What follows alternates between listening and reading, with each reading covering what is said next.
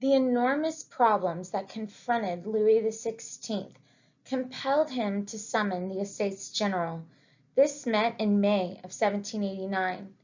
A combination of Louis's attempts to control the situation and the determination of his opponents to resist brought about a rapidly escalating crisis that resulted in the downfall of the old regime. The events of this momentous year are considered under 5 stages: the Estates General in those early meetings and their consequences, the revolt in Paris, starting with the storming of the Bastille and the popular movement, the revolution in the provinces, the dismantling of the old regime, and then finally the reaction of the monarchy. As we saw under causes of the French Revolution, by late 1788, the financial and political problems facing the crown had forced Louis XVI to summon the Estates General. This was the first time it had been summoned since 1614 and presented the government with a number of concerns. For instance, what method would the Estates General use to vote? Who would be elected as deputies? To what extent should the grievances noted in the cahiers be addressed? The recently restored Paris Parlement declared that the Estates General should meet as in 1614 and that voting should be by estate or order. This would of course favor the 2 privileged orders who wished to protect their privileges and tended to act together. Up to this point, the bourgeoisie had taken little part in political agitation. The bourgeoisie had tended to follow the lead given by the privileged class, the nobles and the clergy, in the parlements and in the assemblies of the notables. In 1789, bourgeois leaders of the Third Estate began to suspect that the privileged orders who wanted voting by order had opposed the government because they wanted power for themselves and not because they wanted justice for the nation as a whole. The Third Estate now demanded twice the number of deputies and voting by head instead of voting by order. This form of voting would give them a majority, as many of the First Estate's deputies were poor parish priests who were likely to support the Third Estate. Even the way they voted for their deputies to the Estates General was not fair.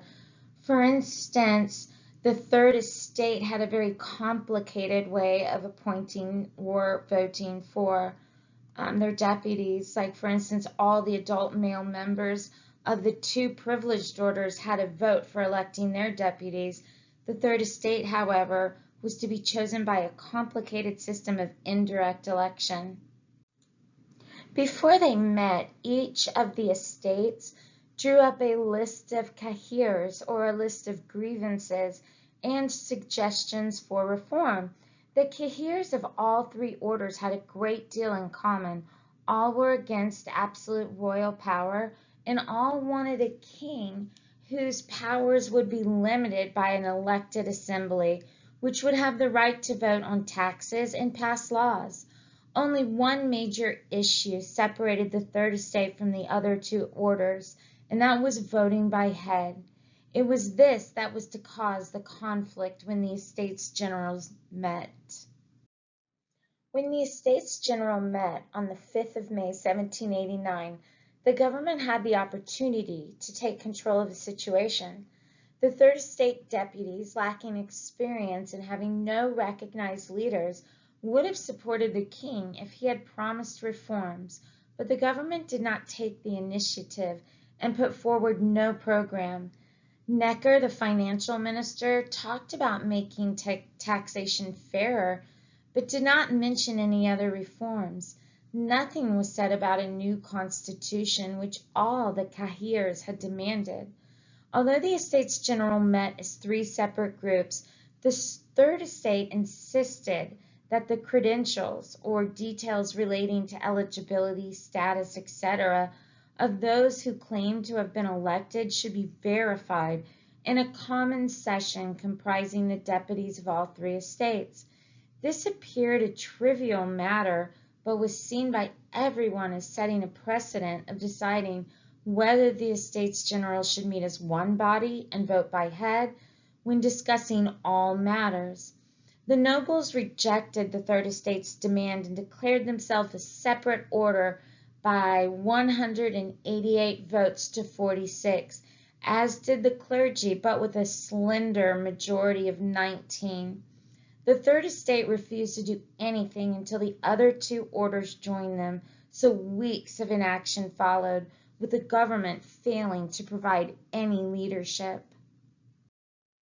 On June 10, 1789, the deadlock was broken when the Third Estate passed a motion that it would begin verifying the deputies' credentials even if the other two orders did not accept their invitation to join in. A trickle of priests joined the Third Estate in the following days. After a debate on June 15th, the deputies of the Third Estate on June 17th voted by 490 to 90 to call themselves the National Assembly. The Third Estate was now claiming that, as it represented most of the nation, it had the right to manage its affairs and decide taxation. Events were rapidly moving out of control of the government, especially when, on June 19th, the clergy voted to join the Third Estate. All of this was a direct challenge to the authority of the king, who was at last forced to act. On the 23rd of June, he decided to hold a royal session known as a séance royale, attended by all three estates, when he would propose a series of reforms. But on June 20th, 1789, the deputies of the Third Estate found that the hall in which they met had been closed to prepare for the royal session. They had not been informed and were furious.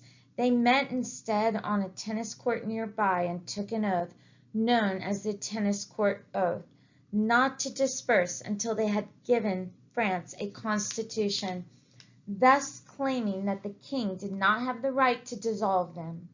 Only one member voted against the motion. Since only 3 days before 90 had voted against a motion to call themselves the National Assembly, it was clear that the deputies were rapidly becoming more radical. To restore a measure of royal authority, Necker advised the king to hold a séance royale.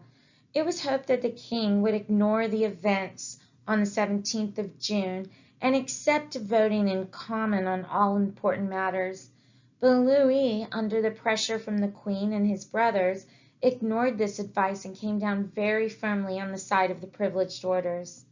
When the séance royale met on the 23rd of June, Louis declared null and void the decisions taken by the deputies of the Third Estate on the 17th of June.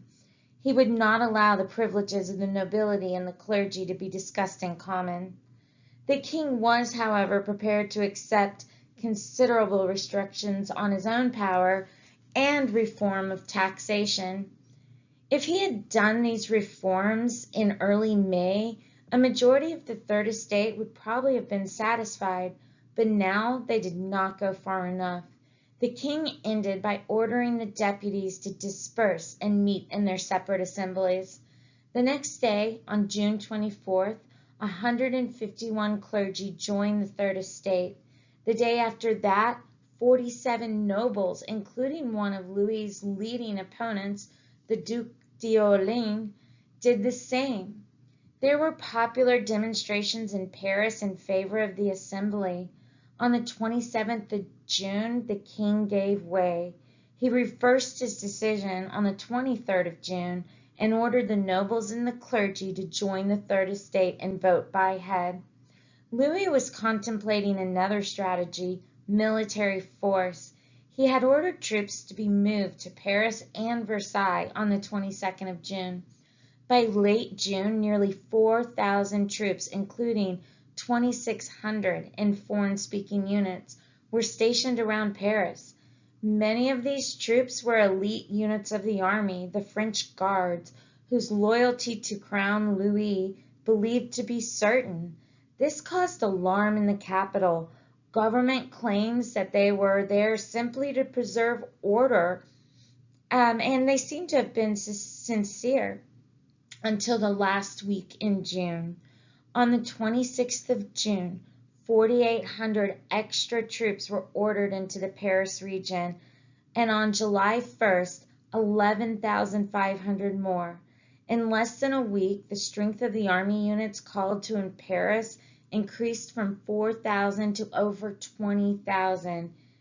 It was impossible to doubt any longer that the king and his advisers had decided to dissolve the National Assembly by force if necessary. In this desperate situation, the Assembly was saved by the revolt of the people of Paris. In the spring and summer of 1789, the population of Paris was facing difficult times. The economic crisis was causing hardship, which led to anti-government feelings and fueled the rise of a popular movement. Thus, the situation was very volatile when the Estates General met. Economic issues like the price of bread and unemployment were for the first time pushing France towards revolution. The economic crisis created a dangerously unstable situation and contributed to the emergence of this popular movement. Protests among workers and small business owners were directed against the government because of its inability to deal with the economic crisis. By late June, rallies were being held in the street and speakers were riling everybody up. The king felt strong enough to dismiss his financial minister, Necker. Necker was at the height of his popularity and was considered the only minister able to tackle the financial crisis. The deputies of the Estates General expected Louis to use force to dissolve the Assembly and arrest its leading members. So news of Necker's dismissal reached Paris on the 12th of July, where it inspired large-scale popular demonstrations against the king. The population of Paris feared that this marked the start of Louis's attempt to restore his power by means of force. Parisians flocked to the Palais Royal, where speakers called on them to take up arms. A frantic search began for muskets and ammunition. Gunsmith shops were looted, and many ordinary people began arming themselves. There were clashes with royal troops guarding the Tuileries. When the guards were ordered to withdraw from Paris, many disobeyed their orders and deserted to the representation of the people of Paris. Discipline in this elite unit was deteriorating rapidly. On the same day, crowds of poor Parisians attacked the hated custom posts that surrounded Paris and imposed duties on goods, including food, entering the city. Out of 54 posts, 40 were destroyed. Fearing an imminent attack by royal forces, barricades were thrown up on the 13th of July across many streets in Paris to impede the movement of royal troops. Their search for weapons took the Parisian demonstrators to Les Invalides, an old soldiers' retirement home that also served as an arsenal. There they seized over 28,000 muskets and 20 cannon. They were still short of gunpowder and cartridges, so they marched on the fortress of Bastille. This imposing royal prison was a permanent reminder of the power of the ancient regime. News of the desertions among the Garde Francois led army commanders to advise the king that the reliability of the troops to crush the rising could not be counted on. Throughout late June, many of the Gardes Francois who worked at various trades in Paris in their off-duty hours and mixed with the population were being influenced by agitators at the Palais Royal. As early as the 24th of June, 2 companies had refused to go on duty. By July, 5 out of 6 battalions had deserted and joined the Parisians besieging the Bastille. There were 5,000 other troops nearby, but the officers told their commander that they could not rely on their men. Troops were removed from the streets of Paris to the Champ de Mars, a wide-open area south of the river Seine, where they did nothing. The crowd outside the Bastille were denied entry by the governor Delaunay, who also refused to hand over any gunpowder. There was no intention of storming the fortress, although a group managed to enter the inner courtyard. Delaunay ordered his troops to open fire on them, and 98 were killed. Guards Francois supporting the crowd used cannon taken from the Les Invalides that morning and overcame the defenders. Delaunay was forced to surrender. He was killed and decapitated by the enraged crowd. Those who had taken part in the attack on the Bastille were not wealthy middle class, but a group called the Sans-Culottes. At the height of the rebellion, about 250,000 Parisians were under arms. This was the first and most famous of the riots, which occurred at decisive moments during the course of the Revolution. The popular disturbances in early July 1789 were not planned. They were the reaction of ordinary people to the actions of the king and his ministers. The respectable bourgeoisie of Paris were afraid that a breakdown of law and order was occurring, resulting in the destruction of property, looting, and attacks on individuals. To regain control of the situation and prevent the indiscriminate arming of the population, on the 15th of July, the Paris electors that had been chosen to the Estates General set up a new body to govern the city. This was known as the Commune, and it would be at the forefront of the clash between Parisians and the king. On the 10th of July, 1789, shortly before the formation of the Commune, the electors of Paris proposed forming a citizens' militia to defend the interests of property owners. It was envisioned that the militia would be predominantly bourgeoisie and that the sans-culottes would be excluded from its rank. It had a double purpose of protecting property against the attacks of the massed town people and of defending Paris against any possible threat by royal troops. It was these electors and the supporters of the Duc d'Orléans who were to turn what had begun as spontaneous riots into a general rising. On the 15th of July, the citizens' militia became the National Guard, and Lafayette was appointed its commander. The events in Paris on the 14th of July had far-reaching results. The king had lost control of Paris, where the electors set up a commune to run the city. Lafayette was appointed commander of a predominantly bourgeoisie National Guard.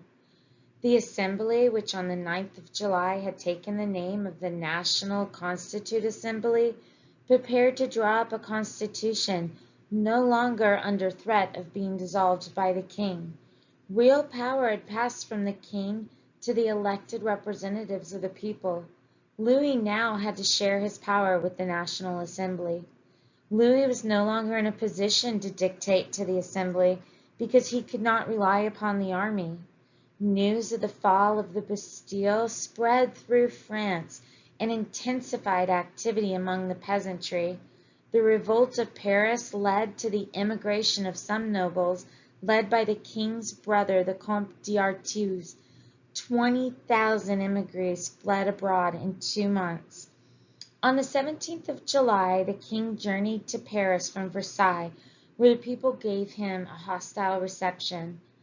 Louis recognized the new Revolutionary Council, the Commune, and the National Guard, and wore in his hat the red, white, and blue feather of the Revolution. The significance of the king's humiliation was not lost on foreign diplomats. Governor Morris, later the U.S. ambassador to France, told George Washington, "You may consider the revolution to be over, since the authority of the king and the nobles has been utterly destroyed." Far from the revolution being over, as news of events in Paris spread throughout France, it influenced what occurred elsewhere in the country. The movement, which is known as the Municipal Revolution, covered the whole month of July 1789. It varied in scope and extent from one area to another. The provinces followed events in Paris with great interest. and received regular news of events in letters sent back by their deputies in Versailles. There was activity in some towns before the revolt in Paris, but the Paris revolt had far-reaching implications. News of the storming of Bastille spread quickly throughout the provinces. As a consequence of the revolt of Paris, the authority of the king collapsed in most French towns. His orders would now be obeyed only if they had been approved by the newly formed National Assembly. In nearly every town a National Guard was formed. As in Paris, it was designed both to control popular violence and prevent counter-revolution. Nearly all intendants who were former king's men abandoned their post. The king had lost control of Paris and of the provincial towns. He was now set to lose control of the countryside through the peasant revolution. The peasants played no part in the events that led up to the revolution until the spring of 1789. It was the bad harvest of 1788 that gave them a role because of the great misery and hardship in the countryside.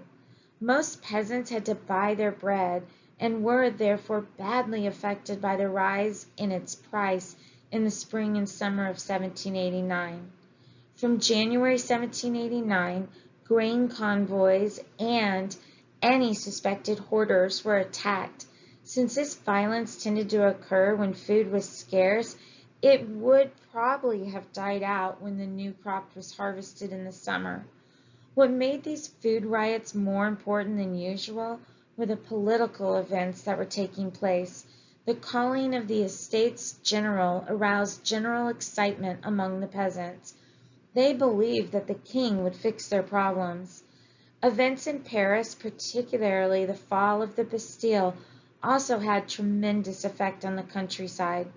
Demonstrations and riots against taxes, the tithe, and feudal dues spread throughout the country. It appeared that law and order had collapsed everywhere. The main features of the rural protest were grain stores were looted, chateaux were attacked and frequently burnt. Documents known as terriers, which listed peasant obligations, were seized and destroyed. And those were the main activities of the peasants. Although hundreds of chateaux were ransacked and many were set on fire, there was remarkably little bloodshed. Landowners or their agents were killed only when they resisted.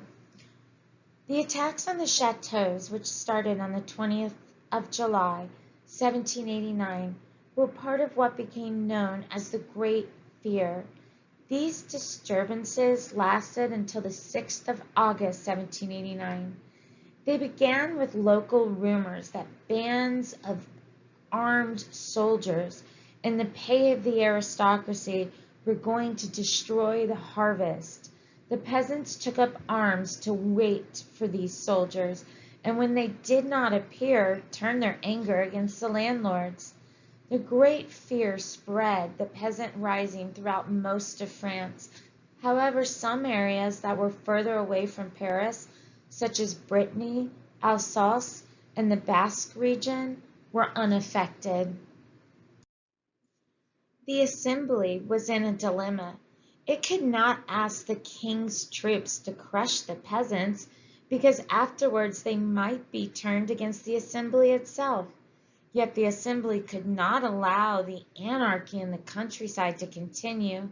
This could be ended and the support of the peasants gained for the assembly and for the revolution by giving them at least part of what they wanted.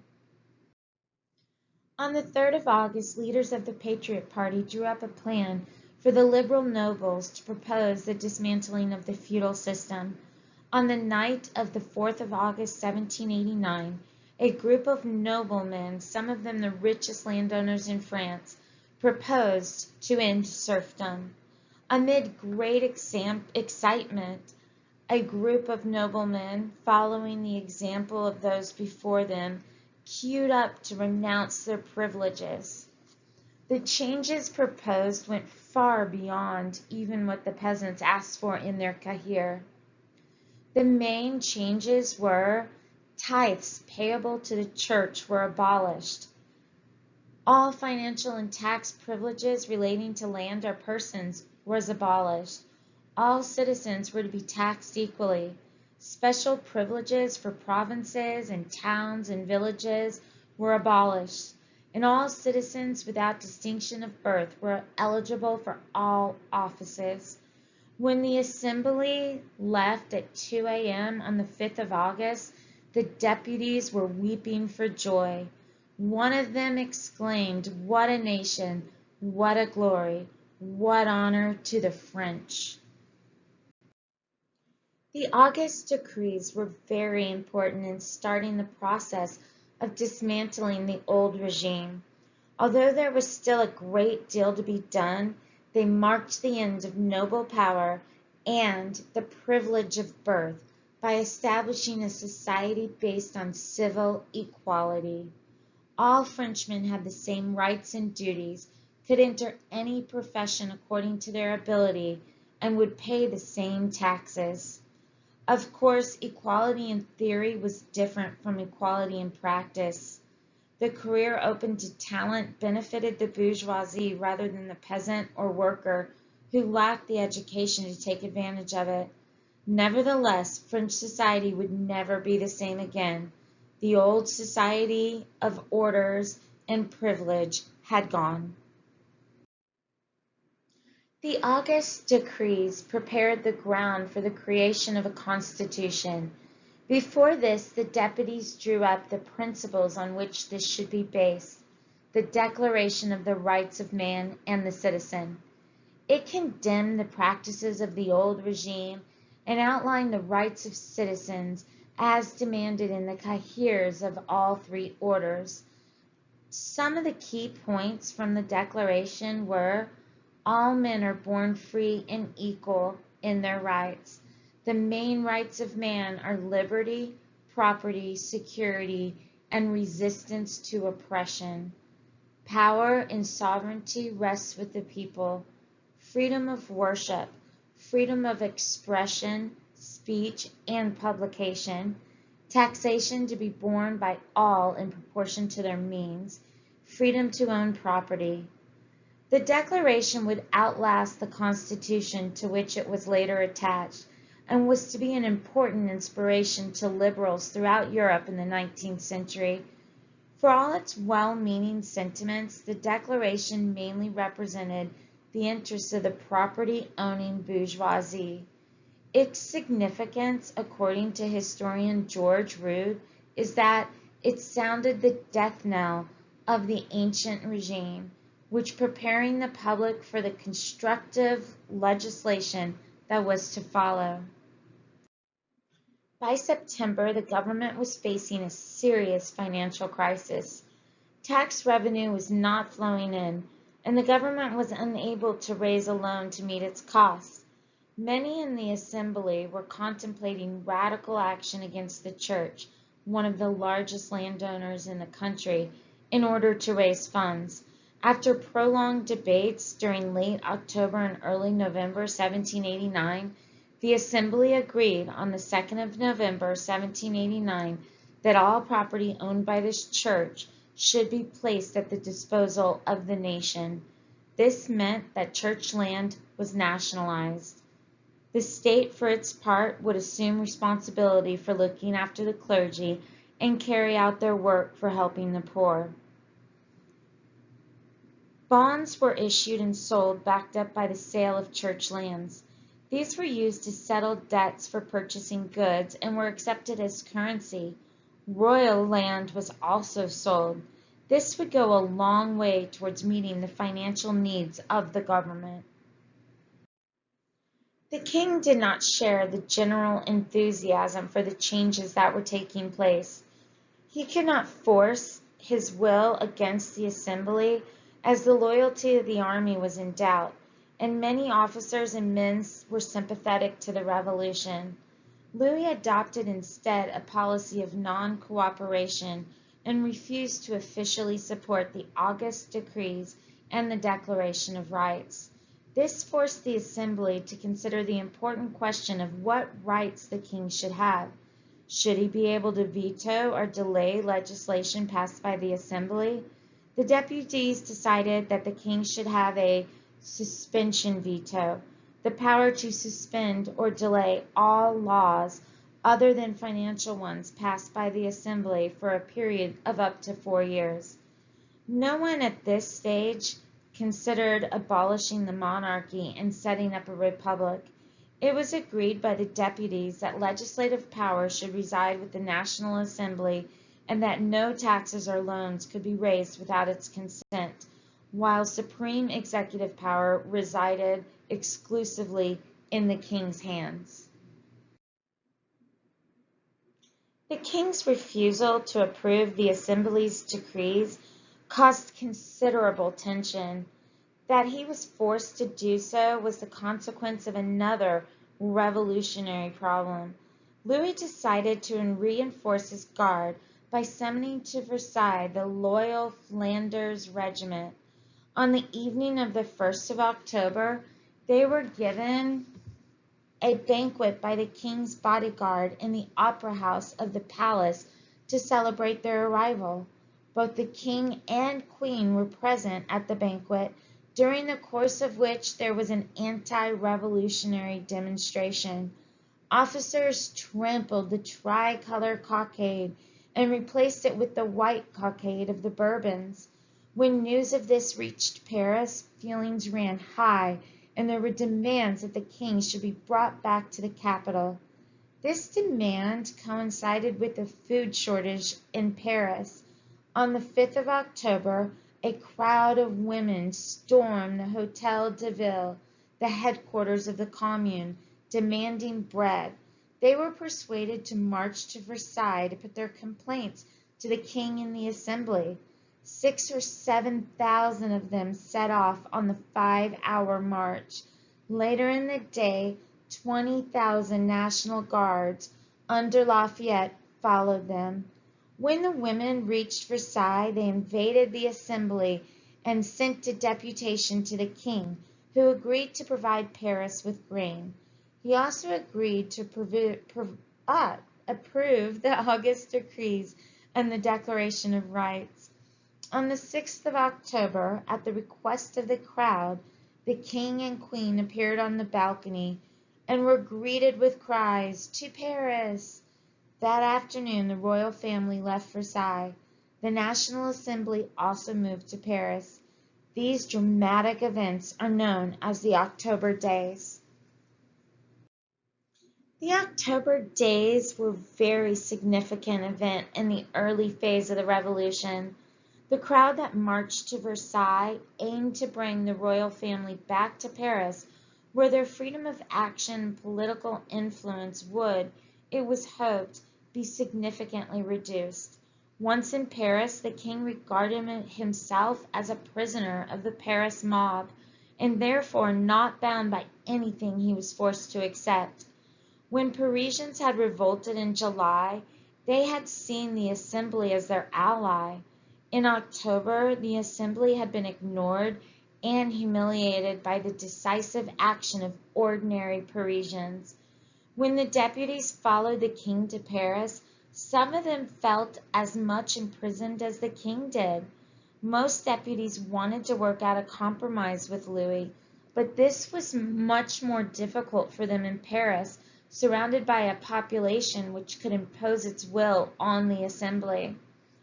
Following the October Days, the Assembly issued a decree that changed the title and status of the monarch from King of France and Navarre to Louis, by the grace of God in the constitutional law of the state, King of the French. Louis was now subordinate to the law, and his subjects now became citizens.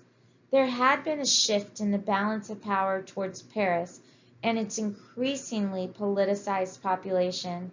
Many moderate deputies distrusted the population of Paris almost as much as they did the king, although it was a popular movement that had enabled them to defeat Louis in the first place. The storming of the Bastille on the 14th of July, 1789, has become for a large number of people the symbol of the start of the French Revolution. The anniversary of its fall is commemorated annually in France amidst great pomp and ceremony. But many historians have studied the event, and a central question that they address is, was the storming of the Bastille of any significance? E.D. Bradby was writing in the early part of the 20th century, and he concluded that the fall of the Bastille had momentous consequences, particularly for the old order. When the population saw that when a government could be successfully defied, the power of the government was broken. The princes and the nobles of the court party saw it, and many of them fled during the first wave of immigration. He argues that whenever an old form of government is suddenly overturned, disorder and anarchy will follow. H.A.L. Fisher was a prominent historian turned liberal politician. He suggested that the storming of the Bastille was part of a conspiracy financed by capitalists to get Necker back in office, as he was the only man who could ensure financial recovery. While the event was soiled by the brutal slaughter of the garrison, he considered its capture to be a political masterpiece. Fisher stresses the international repercussions and argued that its fall was hailed throughout Europe as the end of secretive tyranny and arbitrary imprisonment, and heralded the dawn of a new age. Jacques Gouchot seeks to set the storming of the Bastille firmly within the domestic French context. He dismisses the notion that the event was a plot or conspiracy and argues that it needs to be viewed as part of a much wider revolutionary movement within France. Gouchot considers that the Parisian Rising of the 14th of July represents not only the peak of the national rising, but also a stage in it. After this date, most of the towns and many of the villages of France were to imitate Paris with extraordinary swiftness. During the weeks that followed the fall of the Bastille, there arose everywhere revolutionary town councils and citizens' militias, which soon assumed the name of National Guards. The 14th of July, he believes, is indeed one of the greatest days that made France. William Doyle, on the other hand, focuses on the events preceding the 14th of July, when the domestic crisis facing the crown deepened. Louis was compelled to accept that his authority was diminishing rapidly and that the newly declared National Assembly was rising. For 4 tense weeks in the summer of 1789, the Queen, the King, and his brother and their circle plotted and schemed to reverse these achievements. Ultimately, they were foiled by a wave of popular support for the stand taken by the Third Estate. The storming of the Bastille marked the climax of the movement. Challenged by it, Louis XVI drew back, leaving the people of Paris convinced that they alone had saved the National Assembly from destruction. From that moment on, events in Paris would largely dictate the course and shape of the revolution. 1789 is not only one of the most important years in French history, it is also central to the history of Europe. As events escalated out of Louis's control, resulting in the collapse of the old regime in France, new structures were created. The emergence of a more democratic system of government as a consequence of popular upheaval set a precedent for other people in other countries.